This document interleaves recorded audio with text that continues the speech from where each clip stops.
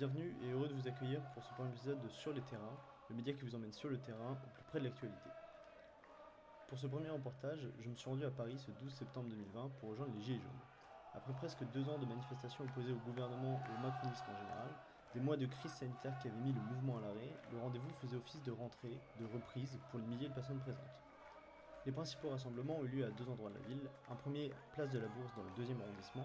Le second rassemblement, celui auquel je me suis rendu, était place de Wagram dans le 17e arrondissement de la capitale. Dès 10h, au moment où je les ai rejoints, c'est plusieurs centaines de personnes qui s'étaient déjà réunies sur la place. Je vous laisse avec les images que j'y ai tournées et les personnes que j'y ai interrogées.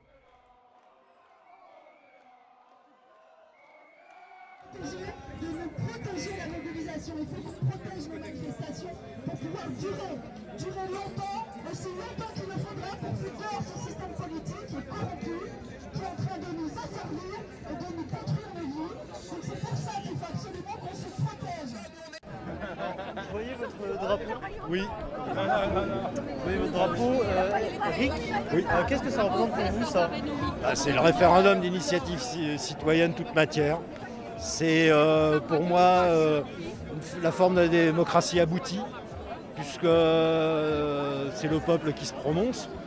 Et il faut que ce soit constitutionnel, il faut que ce soit législatif, révocatoire, abrogatoire. Ça continue, quoi. On est toujours là, puisque de toute façon nos problèmes ne sont pas résolus. Donc... Vous êtes là depuis quand pour le mouvement des Gilets jaunes? Ah bah depuis le tout début, ouais. Alors vous venez toujours pour les mêmes revendications? Ah ben moi je suis, pour moi la réponse elle est institutionnelle, elle est démocratique.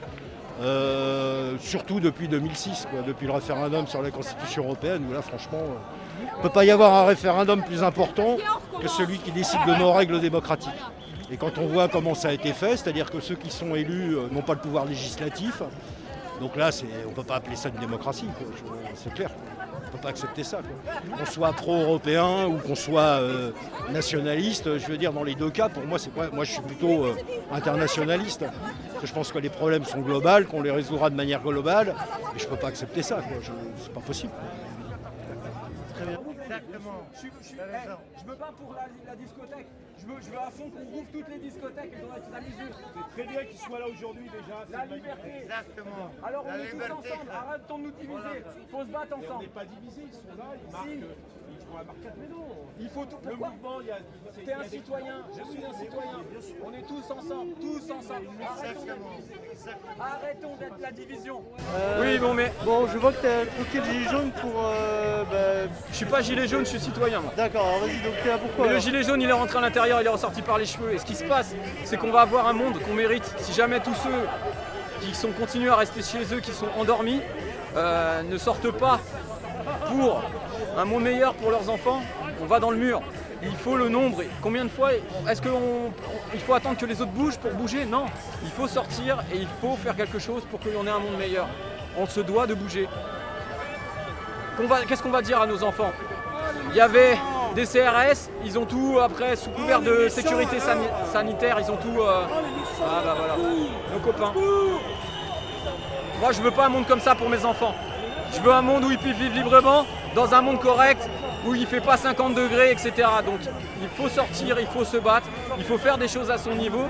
On doit bien entendu essayer de consommer différemment, se déplacer différemment, mais il faut aussi bouger tous ceux qui sont en haut et ceux qui profitent du système. Les richesses sont concentrées dans un si petit nombre de personnes que ces gens-là détiennent tous les médias et ils font peur aux gens. Actuellement, sous couvert du Covid, on est en train de vous faire peur et on est tous à avoir peur et à attendre se cacher, alors qu'on devrait tous être dehors à se battre pour nos libertés. Parce que la liberté, c'est comme la santé. Quand on l'a, on ne le sent pas. Mais quand on l'a plus, ça fait vraiment très très très mal. Donc il va falloir se bouger et tous ceux qui me regardent, j'espère qu'ils vont prendre conscience qu'il faut se déplacer. Je ne sais plus quoi faire pour réveiller les gens. Je ne sais plus quoi faire. Mais j'essaye de faire ma part. Voilà, c'est tout. Je suis dans le mouvement des Gilets jaunes depuis le début. Depuis l'acte 1? Ouais. Après, ça fait un moment que j'étais pas venu là, mais ça me fait plaisir de revenir un peu. Je pense qu'il y a des choses à dire en plus en ce moment. Les mêmes choses qu'au début? Moi je constate que les gens qui sont venus manifester au début parce qu'ils n'arrivaient pas à boucler leur fin de mois et qu'ils avaient faim, même en travaillant, c'est toujours leur situation, il n'y a rien qui a changé pour eux. Moi, personnellement, je suis ingénieur, j'ai la chance, je travaille à Paris, j'ai la chance d'avoir un bon salaire et tout. Mais je suis là par solidarité parce que aussi, moi, je paye des impôts conséquents. Et il y a des gens qui sont beaucoup plus riches que moi qui ne payent rien du tout comme impôt et je trouve ça complètement injuste. Parce que c'est ces impôts-là qui financent tous nos services publics.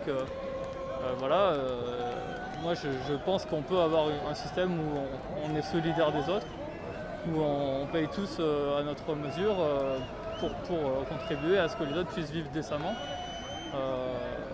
Et en ce moment, c'est pas du tout. Enfin, le système social et solidaire en France est en train d'être complètement cassé par ce gouvernement, quoi.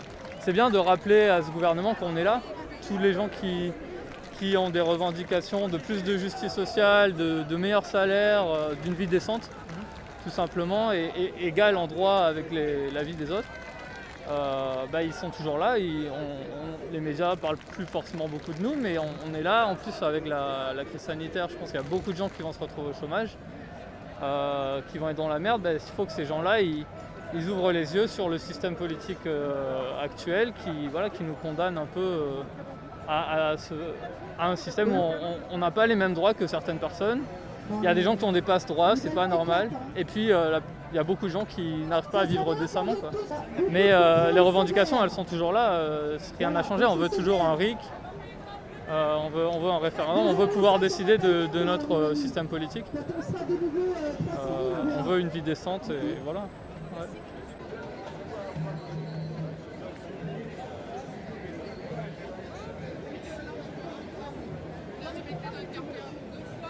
C'est un nouveau patch. Les trois personnes différentes.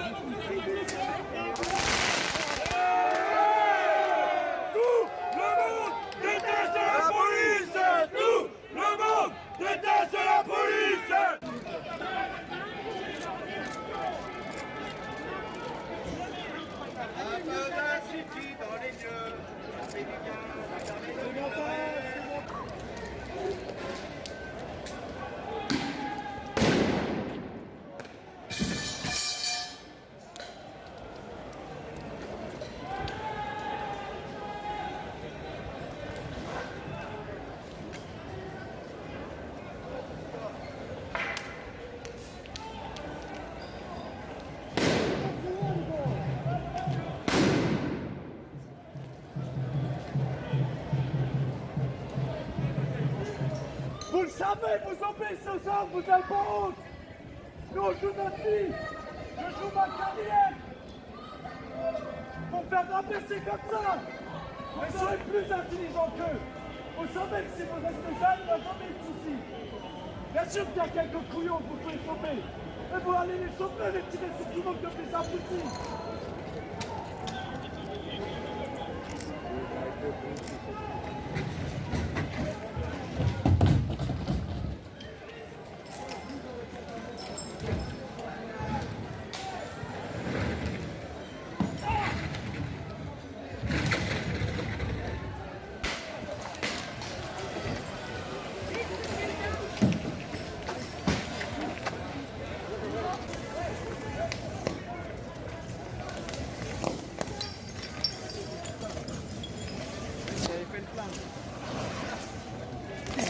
faire là. D'habitude, ça crame pas aussi longtemps.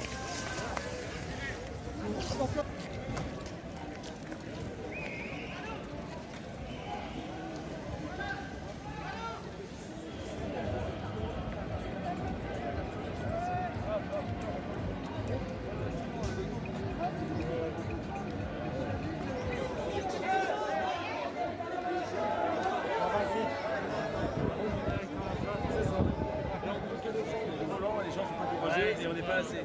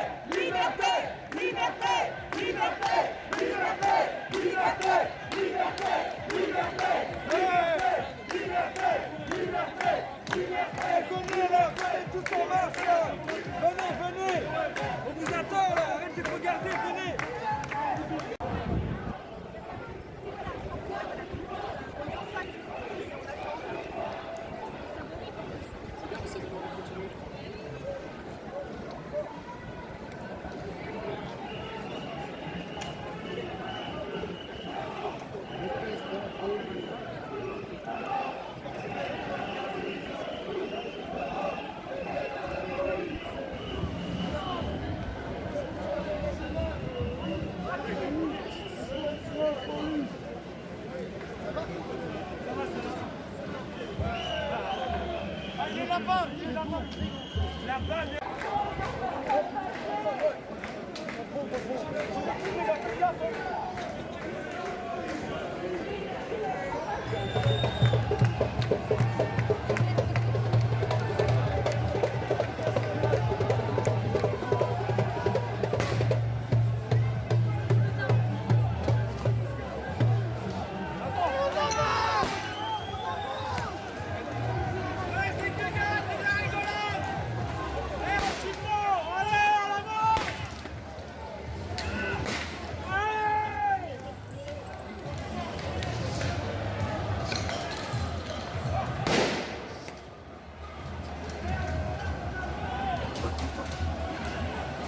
Ça reste avec moi, reste avec moi.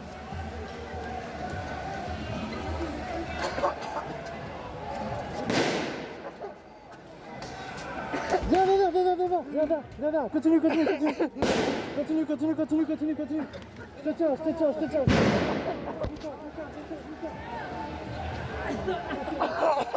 Attention, attention, attention, attention. On arrive dans la fin, on arrive dans la fin. On arrive dans la fin, on arrive dans la fin.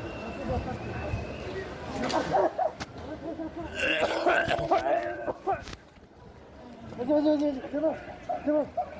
Vas-y, continue tout droit, continue, continue, continue. Oui, ça va le faire. Ça va le faire, ça va le faire.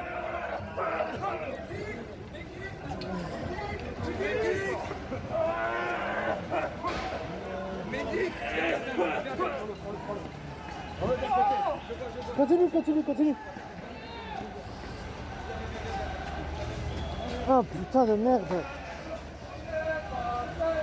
Oh putain. Ah. Ah.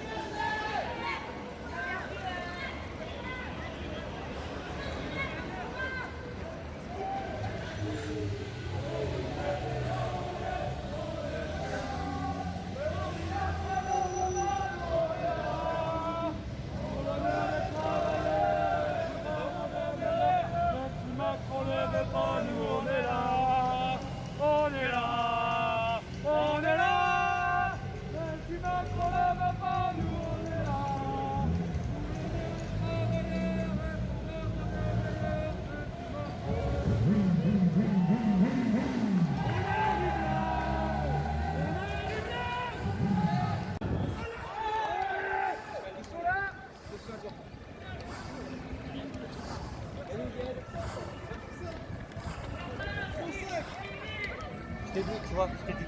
Ouais, ouais.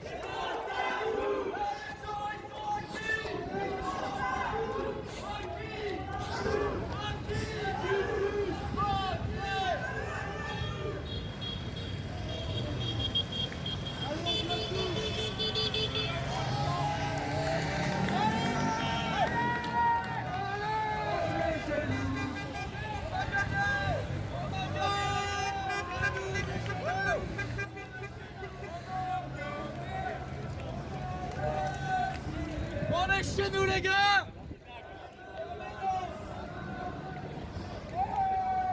Voilà, nous sommes en plein cœur de Paris, exactement sur l'avenue des Champs-Élysées, en face de l'Arc de Triomphe.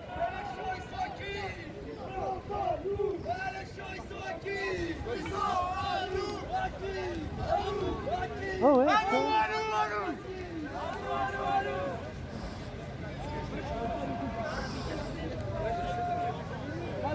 L'Allemand, entends-tu? L'Allemand, entends-tu?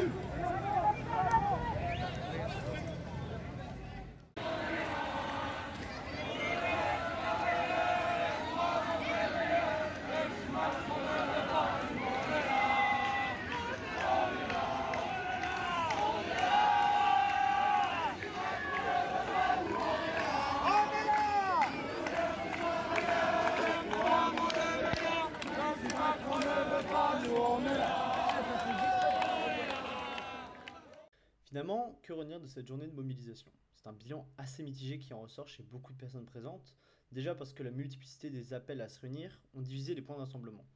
Ensuite, parce que les parcours n'ayant pas été respectés, la journée ressemblait plus à une course-poursuite entre forces de l'ordre et manifestants. Les cortèges ils se divisaient à chaque tir de lacrymogène, certains protestataires ayant même été jusqu'à Levallois-Perret, d'autres que j'ai suivis se sont rendus jusqu'aux Champs-Élysées malgré l'interdiction. Pour les autres, moins chanceux, la manifestation a tourné court quand ils se sont fait nasser, notamment à la place du Brésil située à mi-chemin entre la place des Ternes et la place de Wagram. Ensuite, la manifestation a tout de même peu mobilisé. La préfecture a annoncé 2500 personnes à Paris. On est quand même loin de la réalité, mais il n'y a sûrement pas eu plus de 10 000 personnes dans la capitale durant la journée. En tout, il y aura aussi les interpellations. Pas moins de 275 personnes auront été arrêtées par la police, et parmi celles-ci, plusieurs journalistes dont je dénonce ici les arrestations injustifiées. Il y aura aussi eu les interpellations. En plus de ça, il y aura aussi eu les interpellations, pas moins de 275 sur toute la journée. Parmi celles-ci, plusieurs journalistes dont je dénonce ici les arrestations injustifiées. Il ne reste plus qu'à attendre les semaines à venir pour avoir une idée de l'impact de cette journée. Est-ce que c'était une simple manifestation ponctuelle ou un véritable redémarrage? Tranquille, mais un redémarrage tout de même. En attendant de pouvoir retourner sur les terrains, je vous remercie d'être resté jusqu'ici. Je ne peux que vous inviter à vous abonner pour être au courant lorsqu'une prochaine vidéo sortira, à laisser un j'aime sur celle-ci si elle vous a plu, et dans le cas contraire, les commentaires sont ouverts. Encore merci à vous, bonne journée, bonne soirée.